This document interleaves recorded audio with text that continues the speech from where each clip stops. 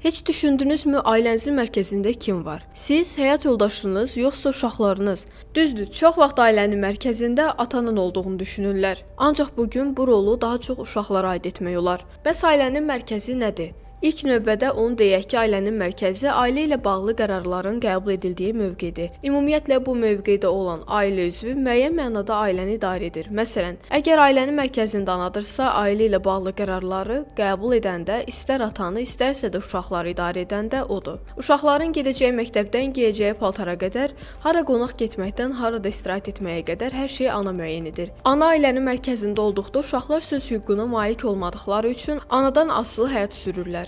Bu da təbii olaraq onların şəxsiyyət kimi formalaşmasına mənfi təsir göstərir. Əgər ailənin mərkəzində atadırsa, ailəni ata idarə edir. Ancaq ata anaya birbaşa təsir göstərsə də uşaqlar üzərindəki hakimiyyətini ana vasitəsilə həyata keçirir. Bu cür ailələrdə də uşaqlar söz hüququna malik olmurlar. Üstəlik, əgər ana təsir altındadırsa, bu uşaqlara da öz təsirini göstərir. Uşaqlara gəlincə, ailənin mərkəzində uşağın olması son vaxtlar daha çox müşahidə olunur. Belə ailələrdə ilk baxışda valideynlər qərar qəbul etsələr də, əslində hakimiyyət uşağın əlindədir. Belə ki, əgər bir qərar qəbul etmək lazımdırsa, ilk növbədə uşağın vəziyyəti nəzərə alınır. Məsələn, ana yemək bişirəcəksə, uşağın istəyinə görə bişirir. Ata evə bir şey alacaqsa, uşağın istəyinə görə alır və s. Bundan başqa uşağın psixoloji vəziyyəti də ailəyə birbaşa təsir göstərir. Məsələn, uşaq sakitdirsə, deməli evdə əmin-amanlıq hakimdir. Gərgindirsə, deməli evdəki atmosfer də gərgindir. Bəs əslində necə olmalıdır? Ailənin mərkəzində ailə üzvlərindən heç biri olmamalıdır. Yəni evdə yeri gələndə uşağa, yeri gələndə ataya, yeri gələndə anaya görə qərar qəbul edilməlidir. Bəzən isə ailə üzvləri birlikdə düşünməli və birlikdə qərar qəbul etməlidirlər. O cümlədən evdəki əmin-amanlıq bir ailə üzvündən asılı olmamalıdır. Nəticədə bütün ailə üzvləri fəal olduqları üçün onlara ailədə öz yerlərini tutmaqda asan olar.